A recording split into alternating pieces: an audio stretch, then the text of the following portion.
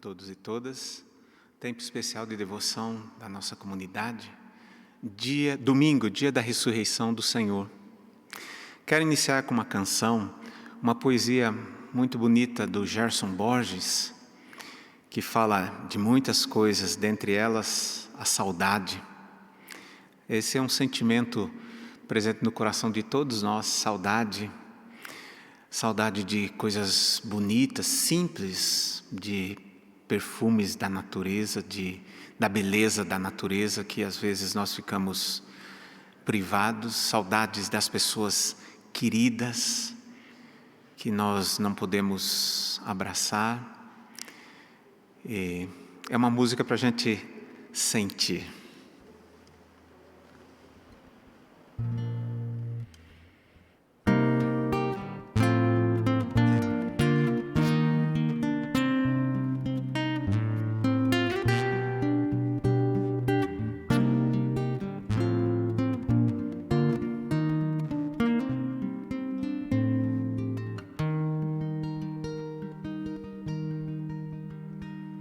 Se apenas uma escolha me restasse, eu levaria o pôr do sol. Ou se uma só herança me bastasse, um rouxinol que cantasse a dor das distâncias e curasse essa saudade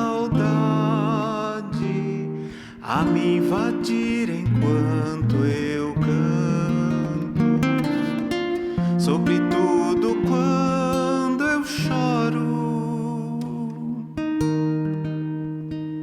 Se toda a poesia numa palavra, eu ficaria com jardim e um tipo só de arbusto ali se lavra o alecrim,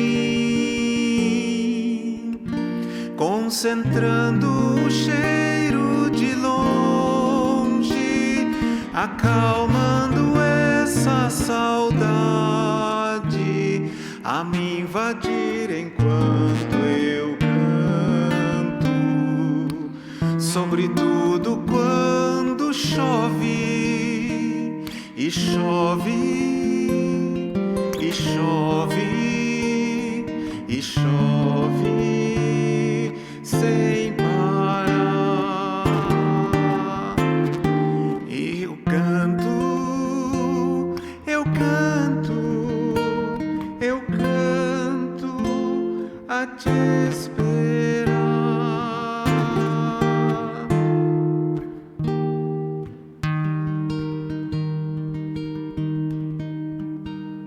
Se cada vez que eu penso no teu rosto, vento virasse vendaval, desabaria o céu com muito gosto, que temporal, tormenta no mar da memória, rimando com essa saudade a me invadir enquanto eu canto, sobretudo quando chove, a me invadir enquanto eu canto, sobretudo quando chove.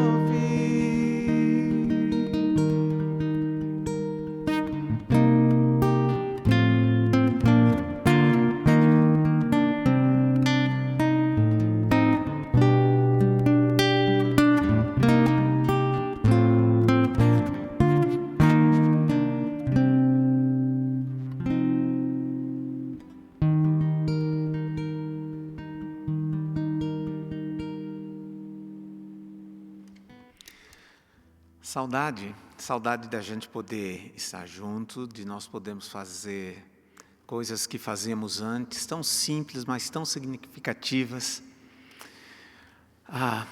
Mas nós temos a confiança de que Deus permanece conosco, que nunca estamos realmente sozinhos.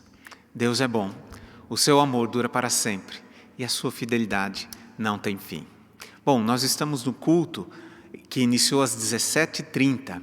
Então, esse é o novo horário do nosso culto da noite, porque temos agora um toque de recolher na cidade de Campinas.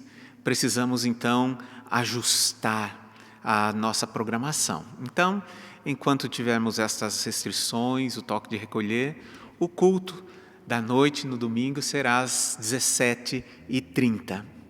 Aproveito também para informar que a nossa programação de julho é muito especial para nós. É o aniversário da nossa igreja local e também o aniversário da nossa denominação. Nós temos toda uma programação, uma série de mensagens para esse tempo, para esse mês. Nós também elaboramos um devocionário que contém textos para devoção, junto com a lista, a segunda edição das famílias da nossa comunidade. Então, para que nós possamos todos os dias orar por aquelas famílias indicadas no nosso devocionário. Tempo, então, muito especial. Gostaria de deixar, então, estes avisos. Participe conosco com os comentários, com as suas orações no chat do Face, e assim você pode participar mais ativamente dessa celebração. Estamos juntos. Essa é uma transmissão não de um culto. Nós estamos num ambiente em que todos nós estamos no mesmo culto. E assim, integrados, todos nós oferecemos a Deus as nossas orações, o nosso louvor. Coloque então as suas orações. Há uma canção que nos inspira para nós olharmos para Deus com gratidão por aquilo que Ele já fez na vida da gente. E por aquilo que Ele fez, a gente pode olhar de outra forma. O fraco pode dizer: eu sou forte por aquilo que Jesus fez. O pobre pode dizer: eu sou rico por aquilo que Jesus fez. Todos nós fomos tomados por uma nova realidade. O reino chegou. E essa canção fala sobre isso.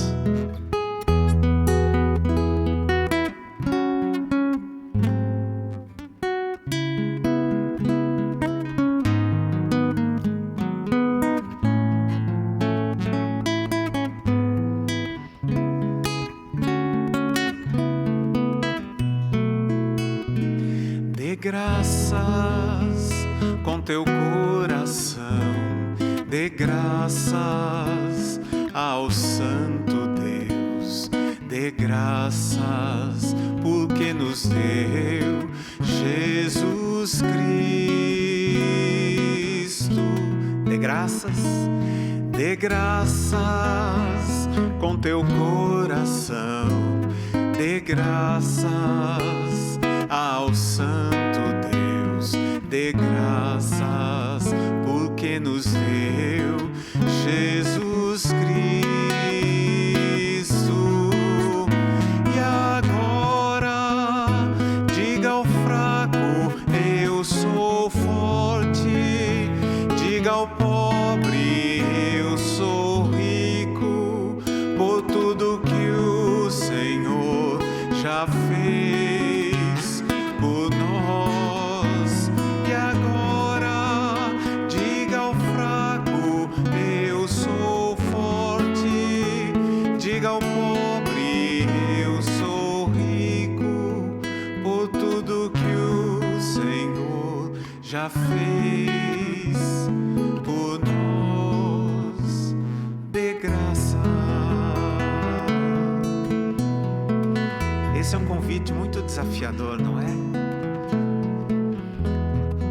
Dar graças ou ser grato quando tudo vai bem, isso é fácil. O salmista diz: em todo tempo eu louvarei ao Senhor. Agostinho, o grande pai da igreja, fala ao comentar esse salmo que o verdadeiro cristão é desafiado a louvar a Deus em todo o tempo, a olhar para aquilo que Jesus fez e não para as circunstâncias, que às vezes são pesadas, difíceis. Quero convidar você a cantar novamente, na perspectiva da fé, da confiança, não daquilo que você pode fazer, mas daquilo que Jesus Cristo já fez e continua fazendo na vida da gente.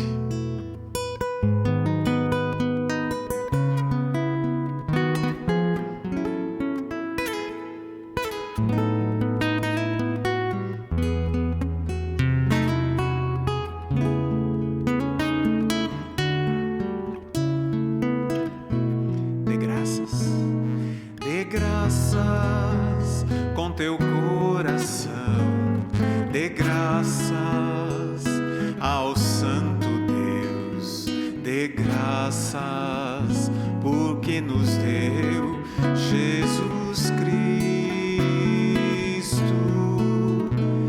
Dê graças com teu coração, dê graças ao Santo Deus, dê graças porque nos deu Jesus Cristo. Pela fé, e agora diga ao fraco: eu sou forte. Diga ao pobre: eu sou rico, por tudo que o Senhor já fez por nós. E agora diga ao fraco: eu sou forte. Diga ao pobre: eu sou rico, por tudo que o Senhor já fez por nós. Dê graça.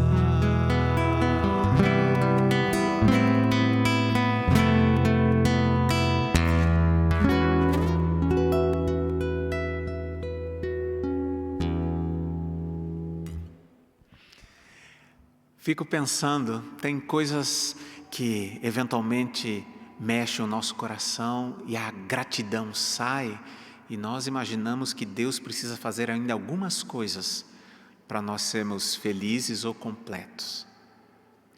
A nossa gratidão é por aquilo que Jesus já fez. Deus não precisa fazer absolutamente mais nada para provar o seu amor.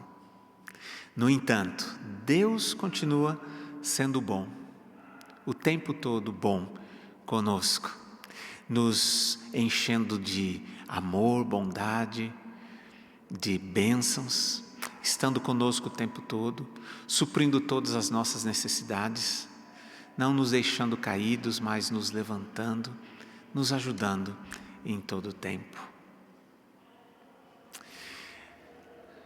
O desafio de agradecer e louvar ao Senhor, mesmo que as coisas não estejam do jeito que nós gostaríamos, esse é o grande desafio nosso. A canção, escrita pelo querido Asaf, fala: o meu louvor é fruto do meu amor por ti, Jesus.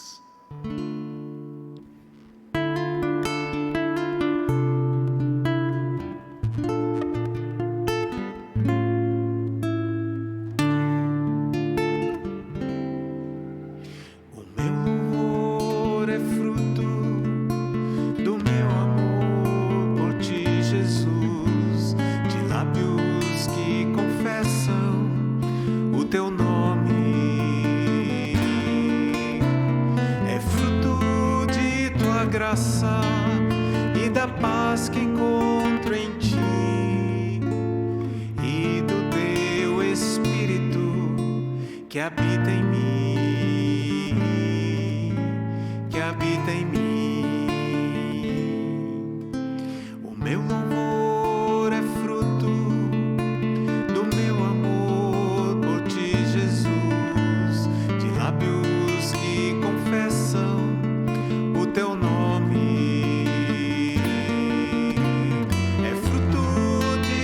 Graça e da paz que encontro em ti e do teu Espírito que habita em mim, que habita em mim. Ainda que as trevas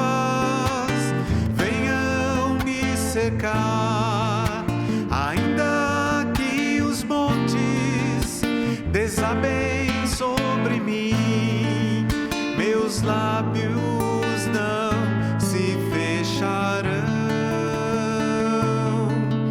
Para sempre hei de te louvar. O meu louvor é fruto do meu amor por ti, Jesus, de lábios que confessam o teu nome. É fruto de tua graça e da paz que encontro em ti, e do teu Espírito que habita em mim, que habita em mim. Ainda que cadeias venham me prender, ainda que os homens se levantem contra mim, meus lábios não se fecharão. Para sempre hei de te louvar. O meu louvor é fruto do meu amor por ti, Jesus, de lábios que confessam o teu nome. É fruto de tua graça e da paz que encontro em ti, e do teu Espírito que habita em mim, que habita em mim.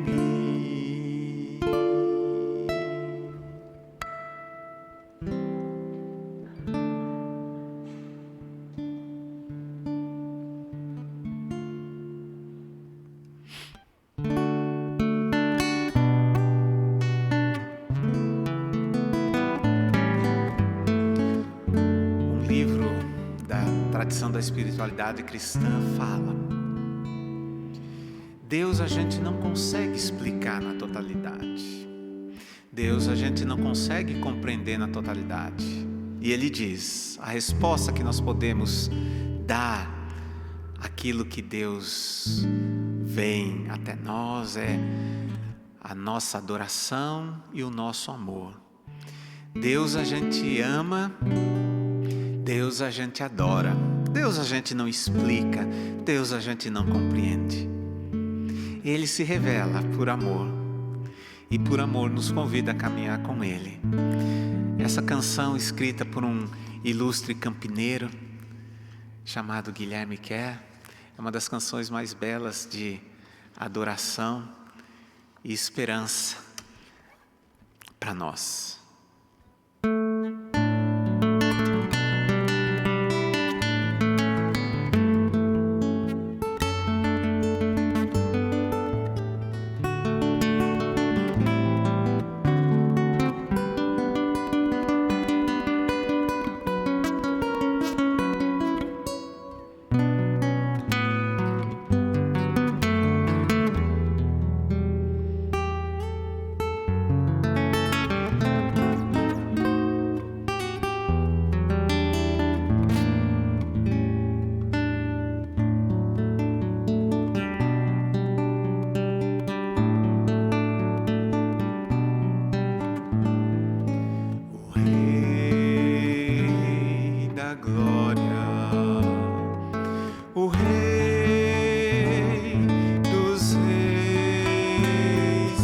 Senhor dos senhores, soberano Deus,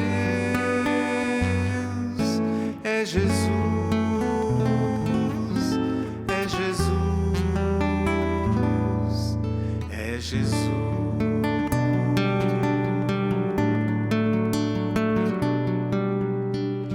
Desceu da glória e homem se fez, varão de dores, servo sofredor, padeceu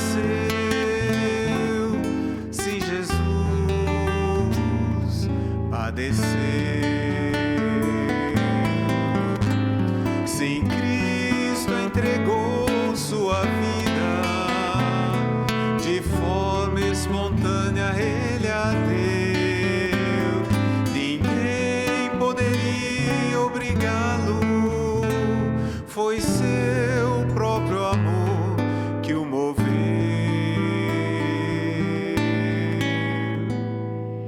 Por isso reina acima dos céus e tem um nome capaz de nos salvar. É Jesus, só Jesus, só Jesus. Virá em breve o Rei dos Reis, vestido em glória, com todo o seu poder, voltará. Sim, Jesus voltará.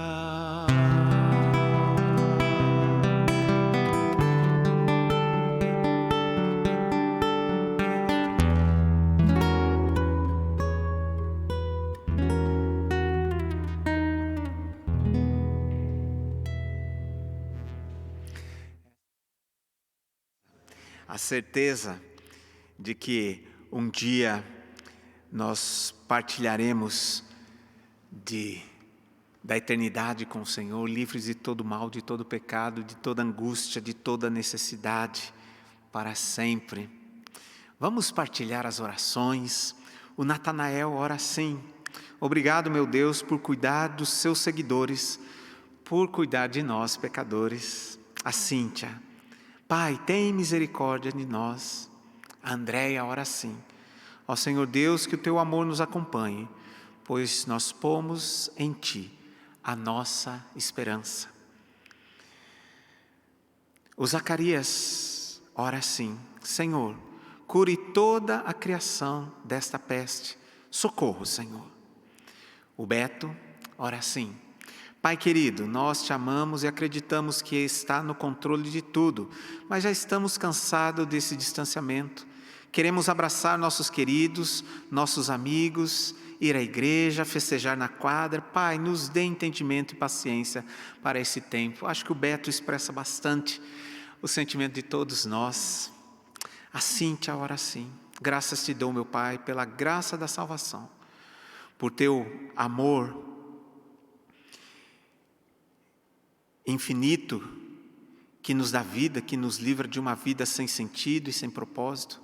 Pai, nós clamamos por misericórdia, estamos cansados, o isolamento, a tristeza da doença, da morte. Por favor, Pai, abrevie esse tempo. Sentimos falta da nossa vida na igreja, do coral, do café depois do culto, de abraçar nossos queridos, das festas, de estarmos juntos.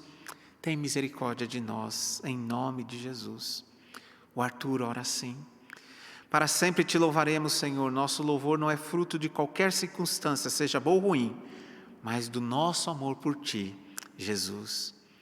Ana Paula ora assim: meu Pai querido, agradecemos o privilégio de estarmos vivos e podendo participar desse culto com nossos amados irmãos, mesmo à distância física, mas com os corações sempre unidos.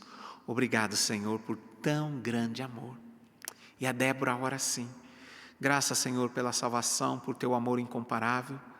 Ainda que passemos por situações inéditas, tempos difíceis e ainda humanamente inexplicáveis, somos gratos porque o Senhor tem cuidado de nós, dos nossos sentimentos e nos dá a paz que ninguém pode nos tirar. É graça. Continue conosco, Jesus. Só precisamos de ti. Amém. Uma canção que fala desta entrega da vida para o Senhor.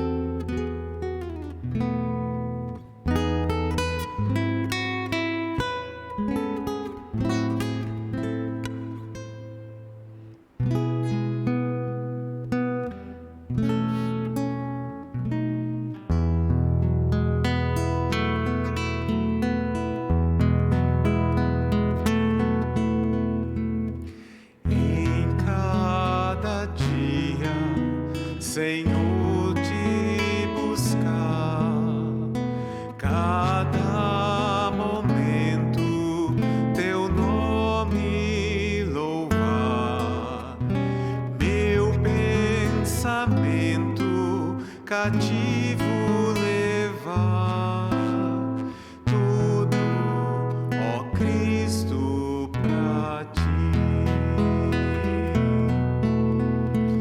Em cada dia, Senhor, te buscar, cada momento teu nome louvar, meu pensamento cativo levar, tudo, ó Cristo, pra ti.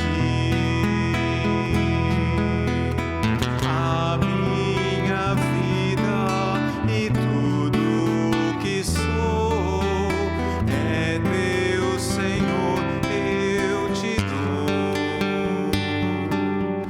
Tudo que tenho, talentos e bens, são teus, Senhor, tu os tens. Cada palavra que eu venha dizer, todas as coisas que eu possa fazer, sejam repletas de glória ao teu ser, tudo, ó Cristo, pra ti.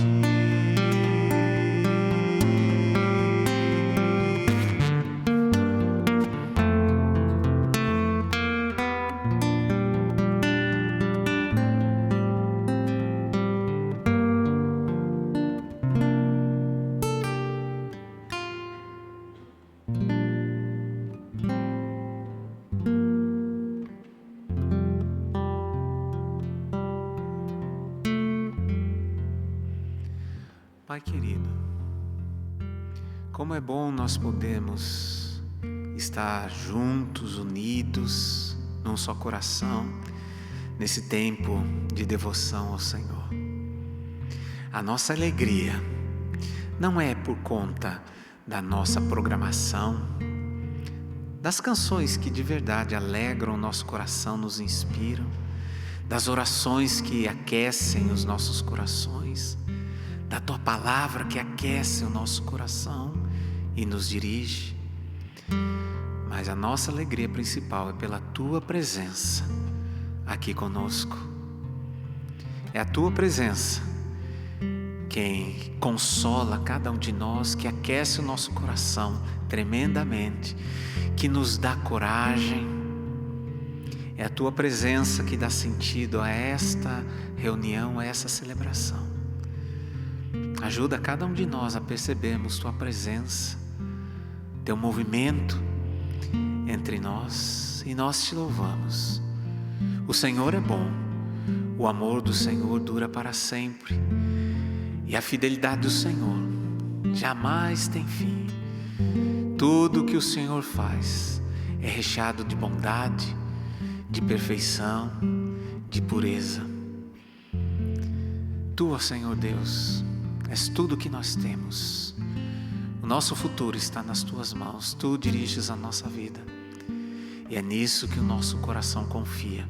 Não naquilo que vemos, mas naquela realidade concreta que não vemos, mas que nos cerca. A cada um de nós, aumenta a nossa fé para vivermos na perspectiva do reino, na perspectiva do Teu Espírito, na perspectiva do Senhor.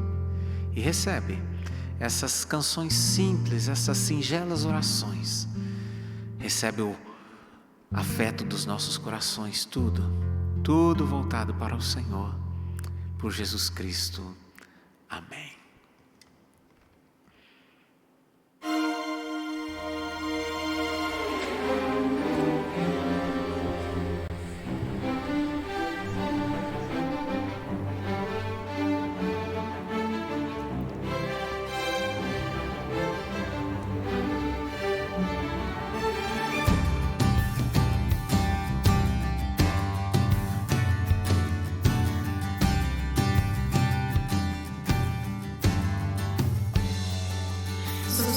de uma criança querendo ser herói, alguém segundo o coração de Deus. Por amor quero servi-lo, mas sinto-me pequeno e sem qualquer favor.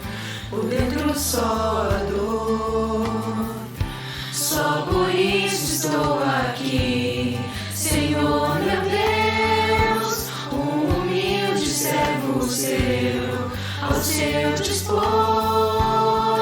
Apesar de como estou, eu me pôr em suas mãos, ouça minha oração.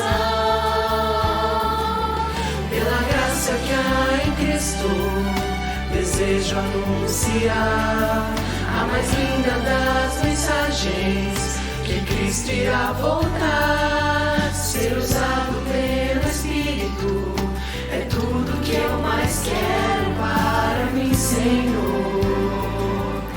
Viver pra teu louvor, só por isso estou aqui, Senhor meu Deus, um humilde servo seu, ao seu dispor.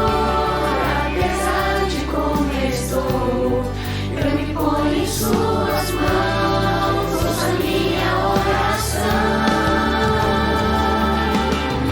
Senhor, me abençoe, alargue minhas fronteiras, que sua mão esteja sempre sobre mim e me preserve do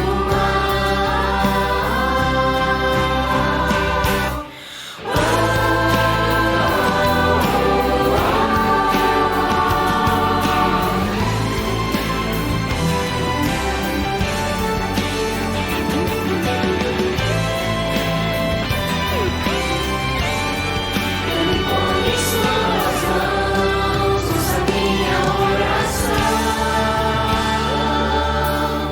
Senhor, me abençoe, alargue minhas fronteiras, que sua mão esteja sempre sobre mim e me preserve do mal. Que me abençoe,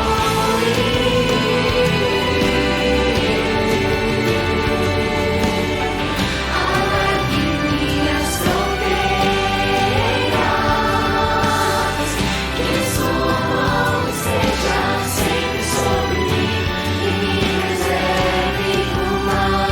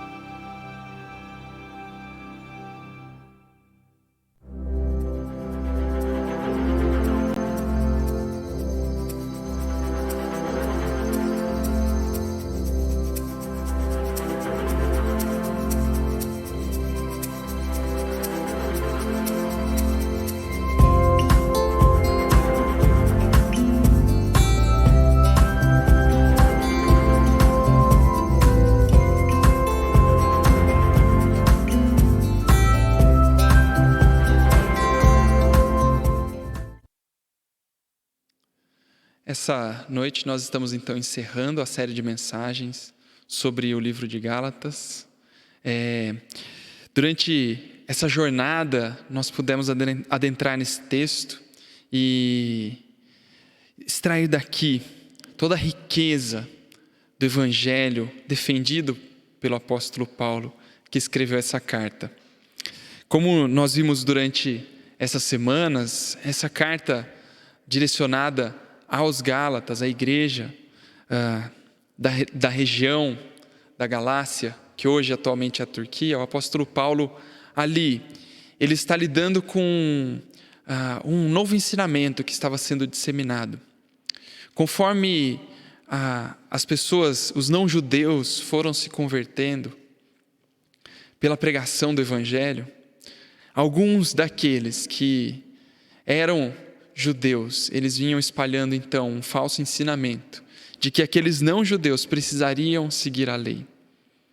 E como nós vimos nas últimas mensagens, o apóstolo Paulo envia essa carta para intervir nessa situação e, usando de palavras fortes, muitas vezes chocantes, ele demonstra então que Cristo nos libertou.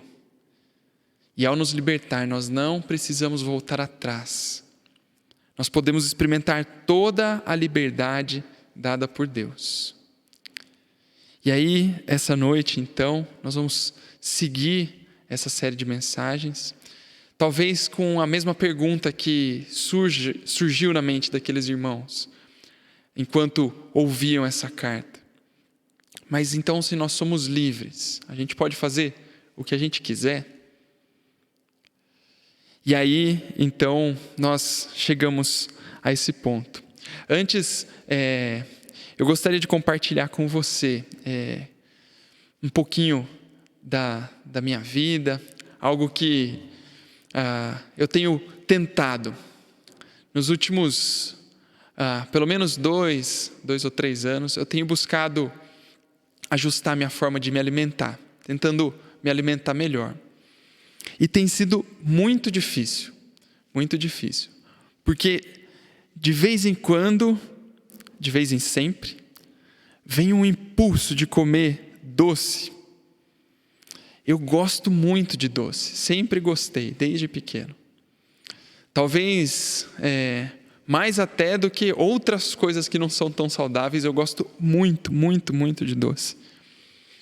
E é difícil ajustar a alimentação, porque a gente sabe o que é bom de se comer, o que é saudável, mas esse impulso, essa vontade de comer o que não presta, sempre surge, sempre vem.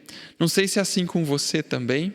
Se você é como eu, você vive uma luta interna entre comer uma boa fruta ou então um bombom de sobremesa, entre beber bastante água ou ali no momento de confraternização ou no almoço tomar um refrigerante. Parece que tem algo dentro de mim que vai chocando. E muitas vezes, essa vontade de comer o que não presta acaba vencendo. Essa luta interna, ela revela algo sobre o próprio ser humano. Revela que o ser humano é um ser que ele toma decisões não só racionalmente, mas ele toma decisões a partir dos seus desejos. Ele toma decisões a partir também desses impulsos que brotam de dentro do coração. A gente pode chamar isso de paixões ou desejos. A realidade é que o ser humano é um ser desejante. Você, eu, nós somos seres desejantes. E por que nós desejamos? As atitudes que nós tomamos, muitas vezes, não nascem da mera reflexão, mas elas nascem da profundidade do nosso coração. Você já prometeu alguma coisa que você descumpriu? Promessa para si mesmo: nunca mais vou fazer isso, nunca mais vou fazer aquilo, nunca mais vou contar um segredo, nunca mais vou brigar por esse motivo, nunca mais vou dar atenção para isso que as pessoas estão falando, nunca mais vou pecar dessa forma. Você já fez uma promessa assim? Pode ser que, assim como eu, você já tenha feito e você já tenha descumprido a promessa que você fez a você mesmo. Mas qual que é o motivo? Qual que é o motivo da gente, muitas vezes, querer algo mentalmente, mas no momento ali, a gente agir de maneira diferente? Será que é falta só de força de vontade? Muitas pessoas hoje em dia falam disso. Não, você precisa ter força de vontade. É o foco, compromisso. Bom, talvez algumas pessoas tenham um pouco de foco, um pouco de compromisso acima do comum. Mas mesmo essas pessoas tropeçam nas suas próprias promessas. Justamente porque nós, como seres humanos, somos esses seres desejantes. Seres que são conduzidos, direcionados pelas suas próprias paixões. E não tem, digamos assim, um problema necessariamente em ter paixões. A questão são as paixões desordenadas, que nos levam a comer mal, como é o meu caso, buscando ajustar isso, que nos levam a passar por cima de outras pessoas para alcançar muitas vezes o que a gente quer, que nos levam a ferir e machucar uns aos outros e a nós mesmos, porque as paixões, os desejos, eles estão desordenados. Eu quero ler um pedaço de um trecho de um autor chamado James K.A. Smith. O livro se chama Você é o que você ama, e ele fala justamente disso, das nossas paixões e como que essas nossas paixões, elas são formadas e elas interferem diretamente na nossa vida. Em um determinado momento ele vai falar então sobre as pessoas que conseguem dominar essas paixões, pessoas que conseguem efetivamente viver de acordo com a vontade de Deus e viver também de uma maneira em que as suas paixões elas estão organizadas, ordenadas. E essas pessoas ele vai chamar então de as pessoas que têm as virtudes. E aí ele vai falar sobre as virtudes, que é quando a gente consegue efetivamente aplicar na nossa vida aquilo que é bom. E ele diz assim: virtudes, de um modo bem simples, são bons hábitos morais. Hábitos morais ruins, como você pode imaginar, são denominados vícios. Ele usa então essa diferenciação entre virtude e vício. Bons hábitos morais são como uma disposição interna para o bem. São traços de caráter que passam a fazer parte de quem você é, de modo que você é o tipo de pessoa inclinada a ser compassiva, pronta a perdoar e assim por diante. As virtudes são diferentes de leis ou regras morais, que são determinações externas daquilo que é bom. Então, quando ele está falando de virtude, ele não está falando de algo externo que nos força a fazer algo bom. Mas ele está falando de uma disposição interna que funciona, que é efetiva e que a gente, então, automaticamente toma a decisão correta. E ele diz assim: há uma relação inversamente proporcional entre virtude e lei. Quanto mais virtuosa uma pessoa é, ou seja, quanto maior for a presença de uma disposição interna para o bem que brote do caráter do próprio indivíduo, menor será a necessidade de uma força ou lei externa que obrigue a pessoa a fazer o bem. De modo inverso, quanto mais viciosa for uma pessoa ou grupo de pessoas, maior será a necessidade de vara, ele coloca entre aspas, a vara da lei, para compeli-los a fazer o que devem. A questão que surge, então, quando a gente para olhar para nossa vida, para a nossa sociedade, para a nossa história, é: como então eu me torno uma pessoa virtuosa, cheia dessas virtudes? Como eu abandono os vícios, os hábitos ruins e adquiro hábitos bons? No contexto da carta de Gálatas, o apóstolo Paulo ele estava falando para as pessoas sobre a liberdade de estar em Cristo, a não necessidade de viver debaixo da lei. E a dúvida que surge então é: bom, se eu não vou viver debaixo de nenhuma lei externa que me force a fazer o bem, é como ser lançado num oceano gigantesco, sem saber para onde ir.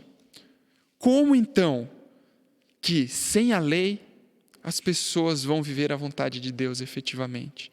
Como que sem a lei as pessoas vão efetivamente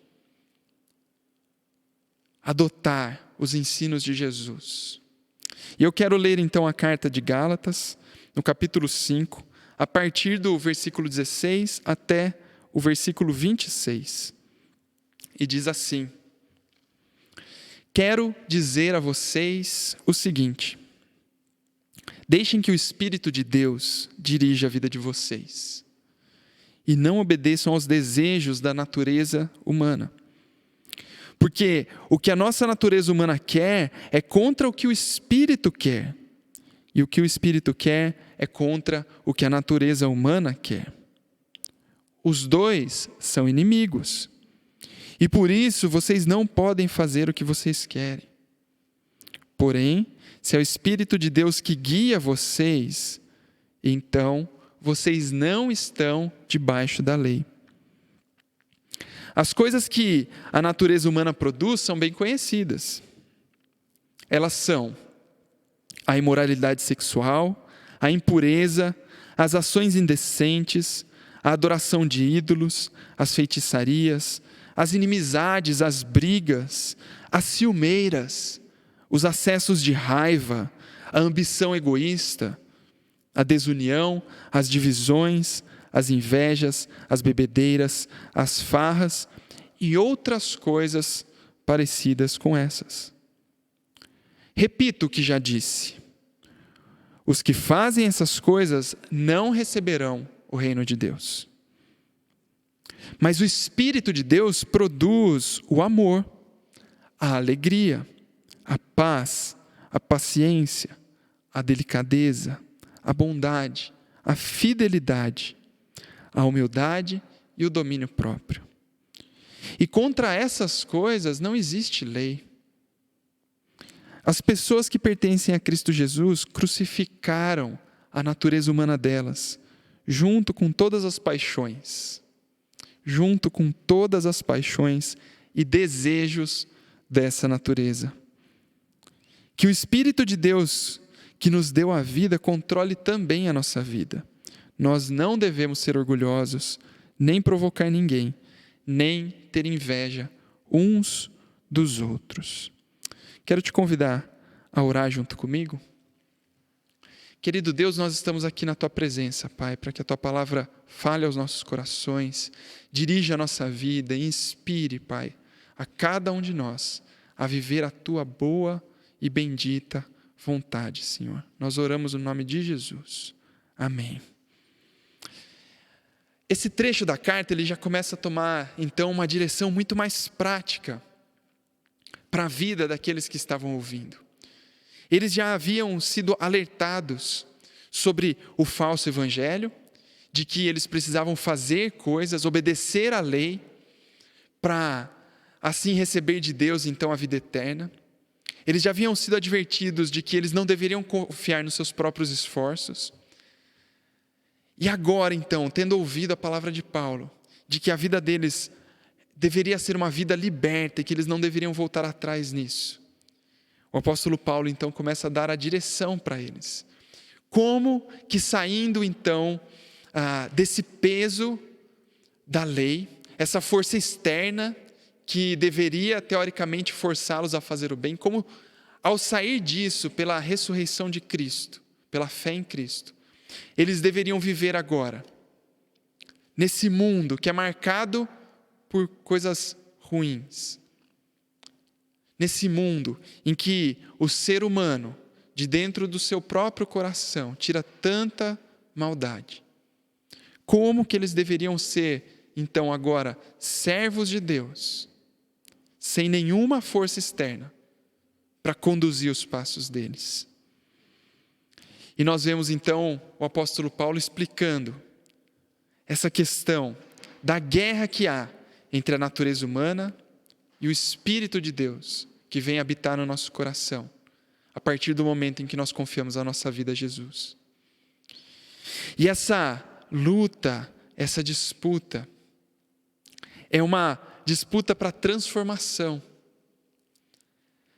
Naturalmente, o ser humano, ele trilha caminhos que são em desacordo com a vontade de Deus. A Bíblia nos conta isso a partir do princípio, em que Deus criou todas as coisas muito boas. Mas os primeiros seres humanos, representantes de todos nós, num momento ali de decisão, eles escolhem desobedecer à vontade de Deus, e o pecado, o mal, passa a fazer parte da história da humanidade.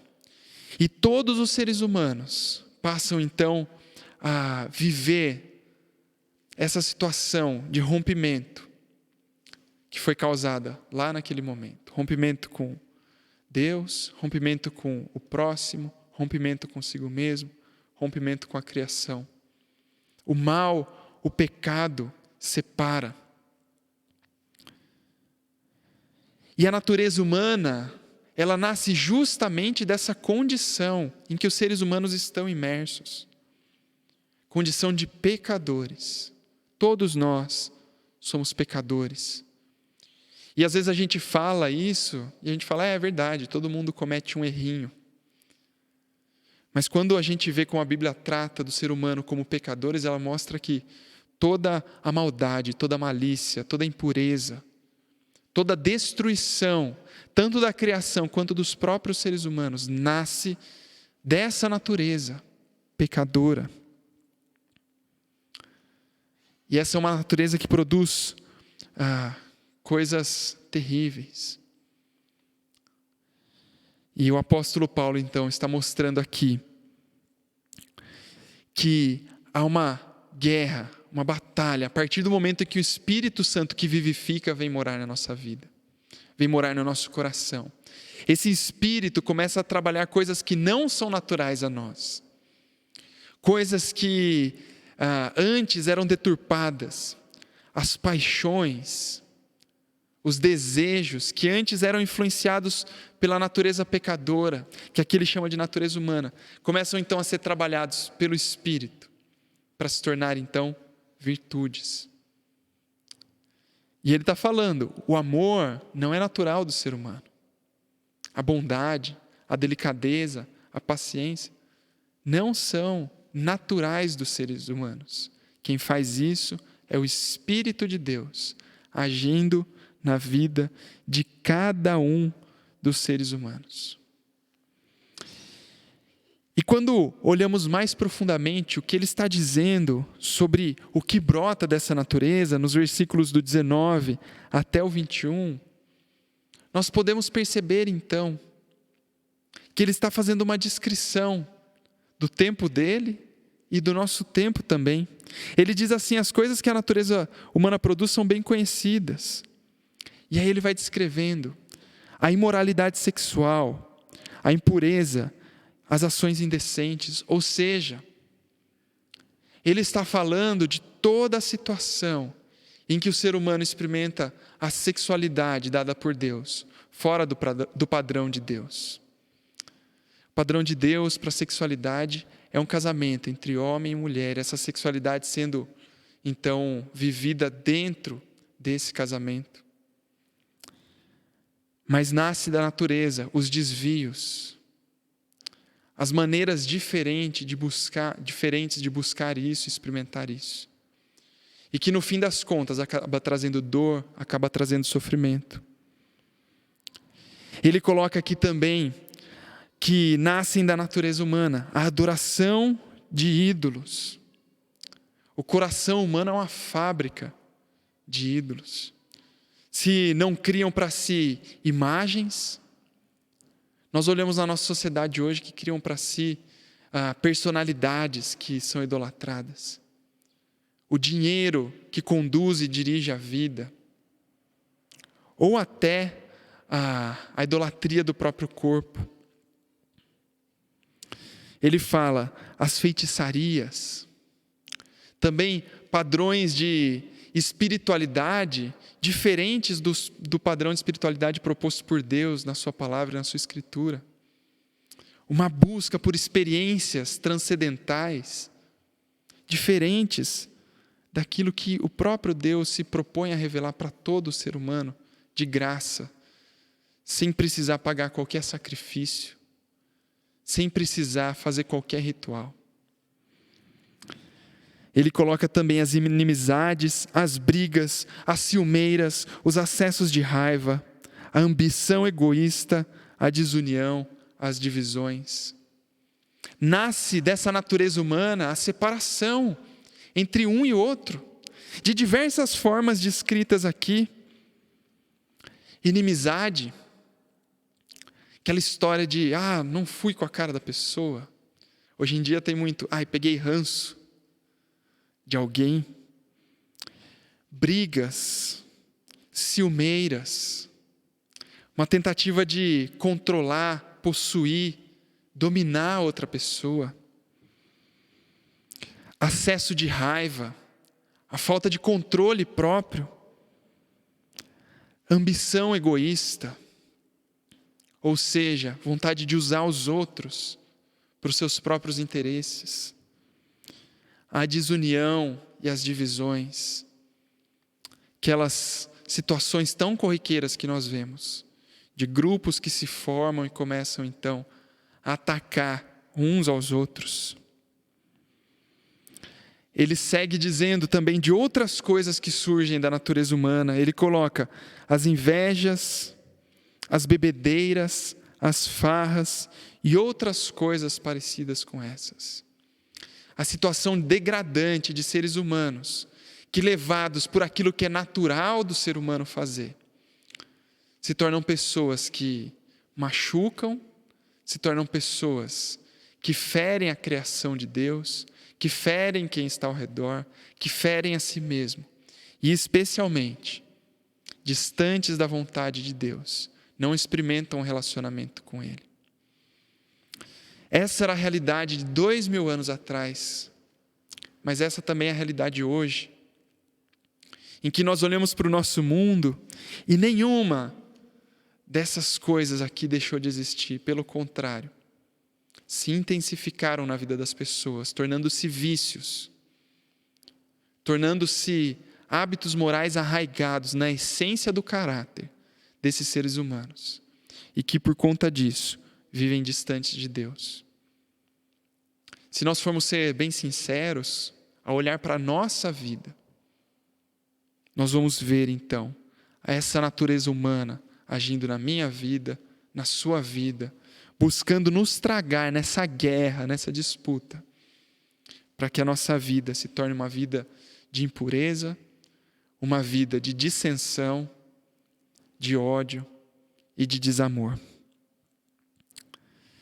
Mas é muito legal perceber que Paulo, tendo afirmado o Evangelho de Jesus, ele mostra o que acontece com as pessoas então que entregam sua vida a Cristo, confessando os seus pecados e entregando para Ele essa natureza humana, dando assim o espaço para o Espírito Santo agir na sua vida, para que essa guerra possa ser vencida pelo Espírito em nós.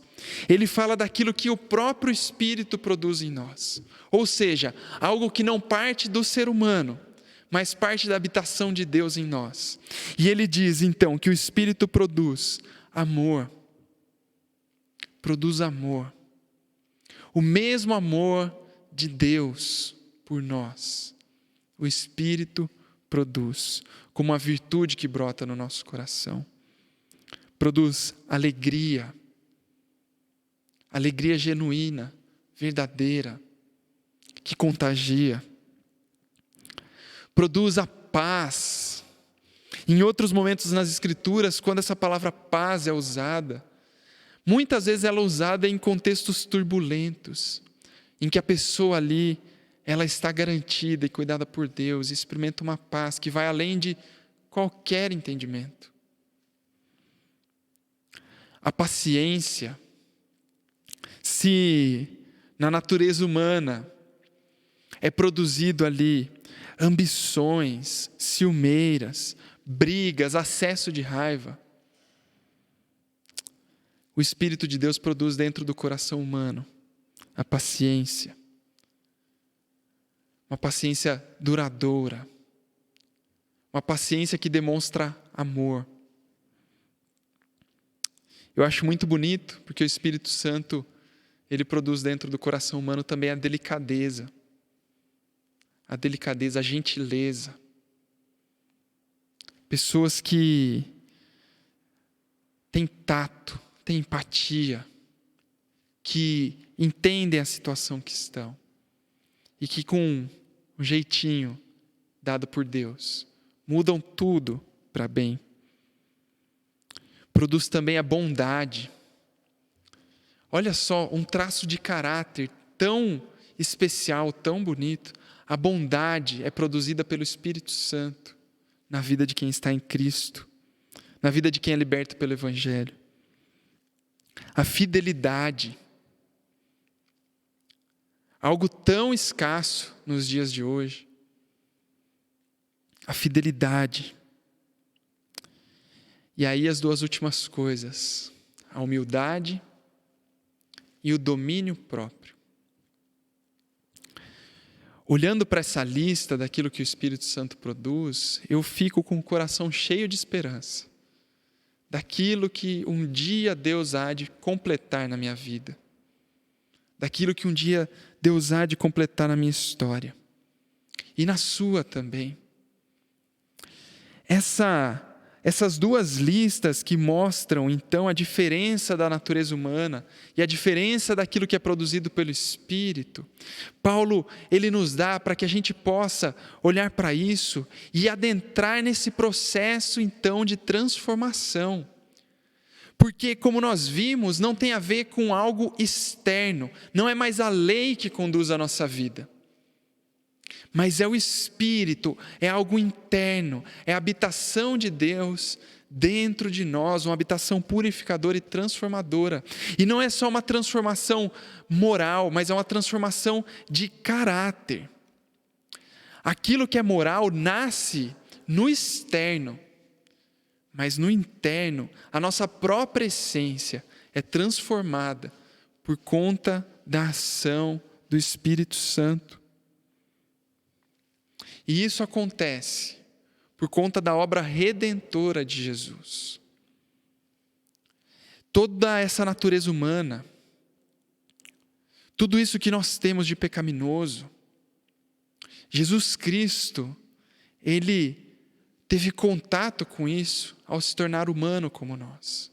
Mas em momento algum, essa natureza humana o dominou. Ele foi o exemplo daquilo que é uma pessoa guiada pelo Espírito Santo. Talvez essa lista aqui dos frutos que o Espírito Santo gera no nosso coração, essa lista aqui seja a plena descrição de quem Jesus é e do caráter de Jesus. Aquele que é bondoso, aquele que ama, aquele que é alegre, é aquele que não só é cheio da paz, mas dá paz. E tendo vivido plenamente isso, Jesus Cristo, Ele então assume sobre si a culpa de nós termos aberto mão da nossa liberdade para viver no pecado. E Ele então arrebenta aquilo que nos prendia ao pecado. E Ele oferece para nós esse Santo Espírito que estava dentro do próprio Jesus, para vir para dentro da nossa vida. E a partir daí, então, nós podemos ser novamente livres do domínio do pecado, livres também dessa força externa chamada lei, para que, livres dessas duas coisas, nós possamos nos tornar como Ele, pessoas com caráter transformado pelo Espírito Santo. Quando nós olhamos para o versículo 24, que diz assim: as pessoas que pertencem a Cristo Jesus crucificaram a natureza humana delas, junto com todas as paixões e desejos dessa natureza. Nós podemos ver aqui o que o apóstolo Paulo está apontando para nós, para que nós deixemos na cruz essa natureza humana, para que nós entreguemos a Jesus essa natureza humana, e toda a culpa que vem com ela, e todo o estrago que ela traz na nossa vida. E Jesus, então, levando sobre si aquilo ali, nos dá uma nova natureza, que é a natureza do seu Espírito. E aí o versículo 25 ele diz que o Espírito de Deus que nos deu a vida, controle também a nossa vida. Ou seja, que não seja uma ação pontual, em que a gente entrega para Jesus e a gente recebe a certeza da nossa salvação, mas para que isso se expanda para todos os aspectos da nossa vida, de maneira que o Espírito que gerou em nós essa salvação, continue operando então uma transformação, que nos salva também, de não nos tornarmos monstros, mas de sermos como o Filho de Deus, Jesus. E esse processo é o processo que nós chamamos de discipulado. É o processo que Jesus opera em nós, então. Essa transformação tão necessária. O James K. Smith, aquele mesmo autor que eu citei no começo, ele diz, então, sobre o discipulado, e ele diz assim: em certo sentido, tornar-se virtuoso é internalizar a lei e o bem para o qual ela aponta, de modo que você siga ela de maneira mais ou menos automática. O discipulado é essa jornada em que toda essa vontade de Deus ela vai se tornando algo que está dentro do nosso coração, uma atitude praticamente automática. Mas como nós olhamos, isso não é possível a partir da ação do ser humano, isso é possível a partir da ação de Deus. É possível a partir da ação da obra do Espírito em nós. E isso acontece então por meio das práticas. Por meio das práticas. Não são práticas em que nós, pelo nosso próprio esforço, moldamos o nosso caráter. São práticas em que o nosso esforço, ele é para estarmos na presença de Deus.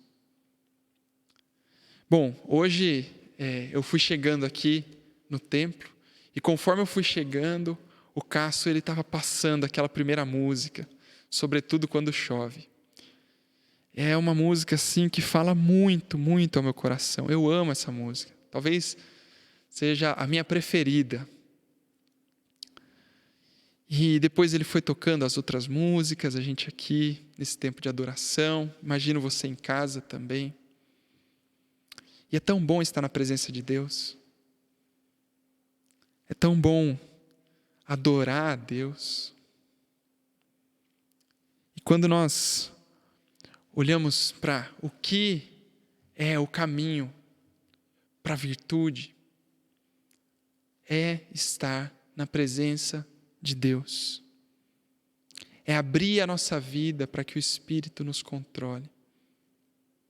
Talvez a gente possa tropeçar em dois caminhos. O de querer voltar para o esforço próprio, que é o que Paulo trata aqui nessa carta. A gente fala assim, não, eu vou na igreja, eu vou me dedicar, eu vou fazer isso, fazer aquilo, vai dar tudo certo, porque eu estou fazendo. E um outro caminho que a gente tropeça também, é a gente falar assim, então eu não preciso de igreja, eu vou fazer tudo do meu jeito.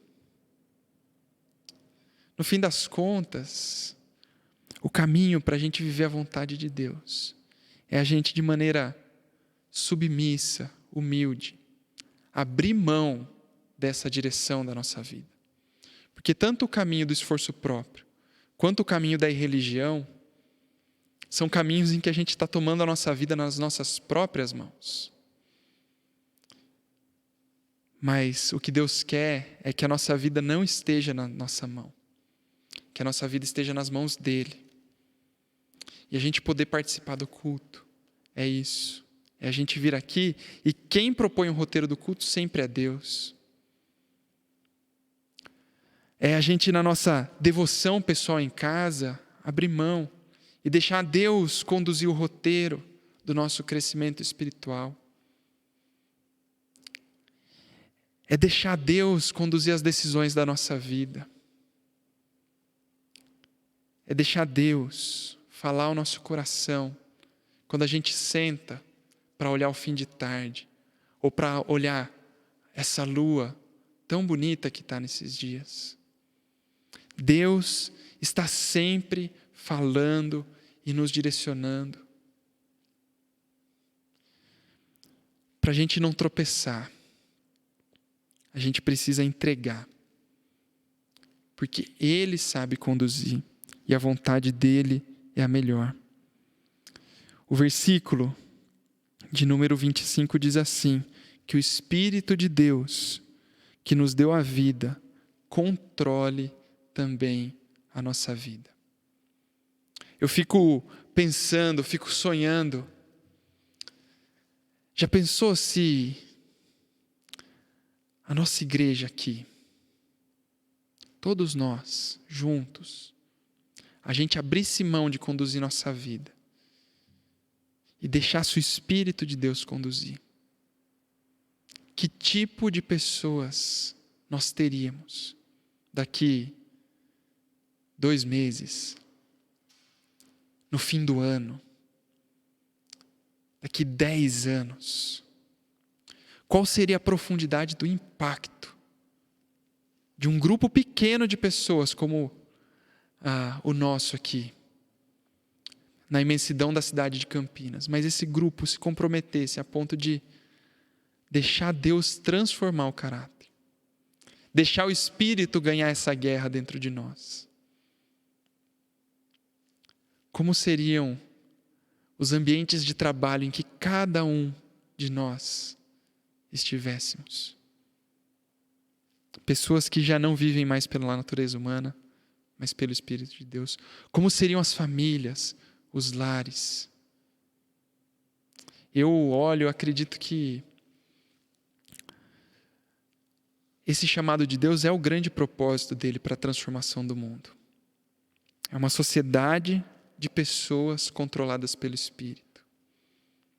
E é por isso que o reino de Deus não pode vir para aqueles que são controlados pela natureza humana. Porque o reino de Deus é formado de pessoas controladas pelo Espírito Santo, assim como Jesus foi. Nisso, nós somos chamados a nos parecer com Ele. E o reino de Deus, aqui na terra, Ele é, então, dessa forma. Hoje nós experimentamos em parte, mas no futuro nós experimentaremos plenamente. Que Deus possa nos conduzir, nos abençoar nessa jornada do discipulado. Que a gente possa, a cada dia, abrir o nosso coração para o Espírito vencer essa guerra por nós. E que toda vez que a gente tropeçar, toda vez que a gente voltar atrás, toda vez que a natureza humana se manifestar, a gente se colocar de joelho e recomeçar, confiando na graça do perdão de Jesus Cristo em nós. Quero te convidar a ter um tempo de oração silenciosa. Depois nós vamos, então, ter a vinheta e mais uma canção indo para o final do culto.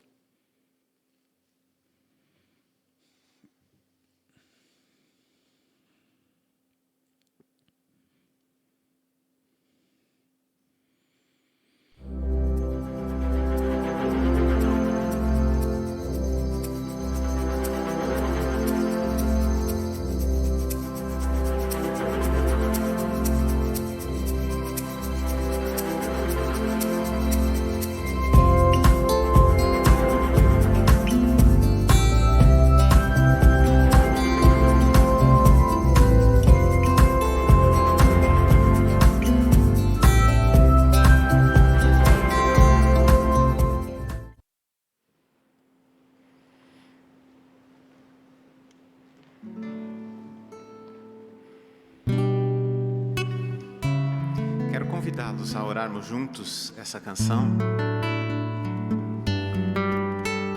respondendo a mensagem dessa noite.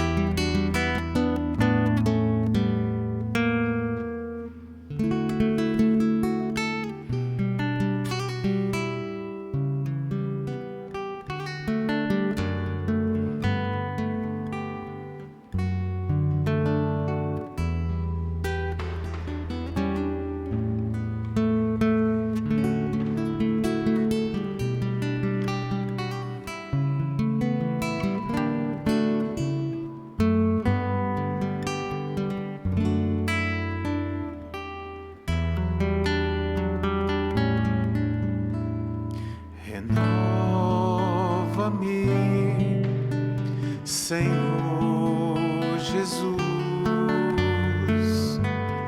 já não quero ser igual.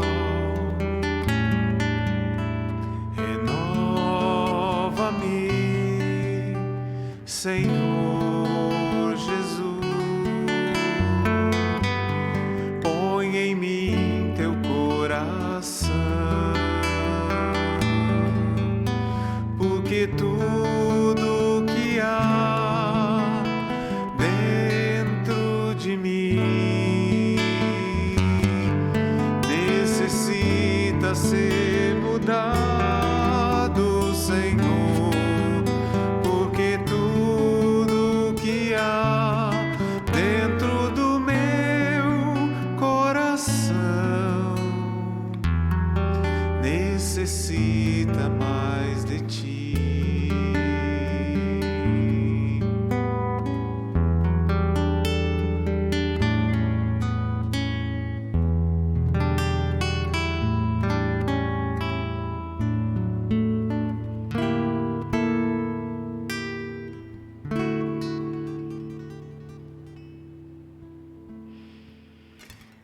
Antes de encerrarmos a nossa celebração, quero convidá-los a cantar uma canção, um salmo, o Salmo 96. Um salmo que gera esperança no coração da gente, lembrando que Deus está no controle de todas as coisas, Ele reina desde sempre.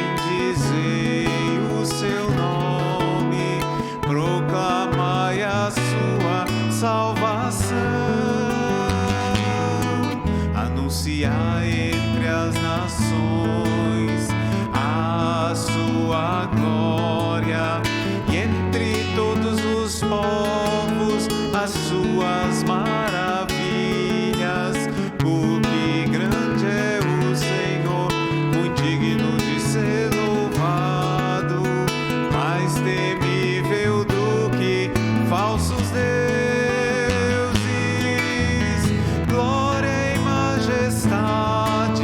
Estão diante dele, força e formosura no seu santuário, glória e majestade estão diante dele, força e formosura no seu santuário.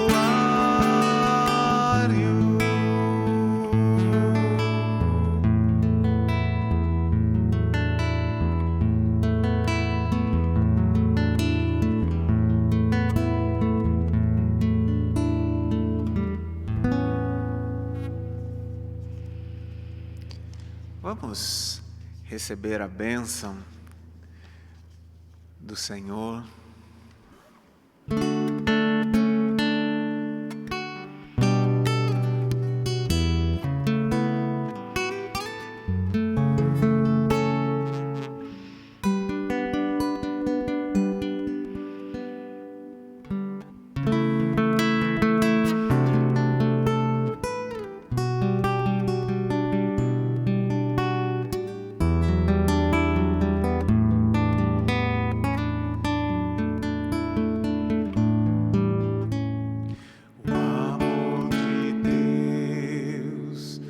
a graça de Jesus e o consolo do Espírito Santo nunca faltem na vida da gente,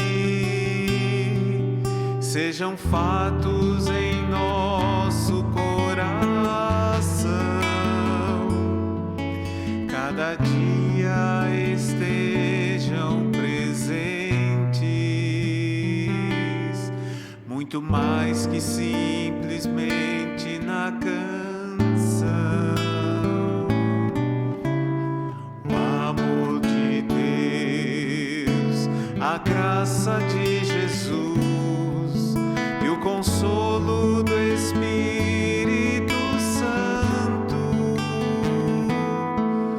nunca faltem na vida da gente, sejam fatos em nosso coração, cada dia estejam presentes, muito mais que simplesmente na canção.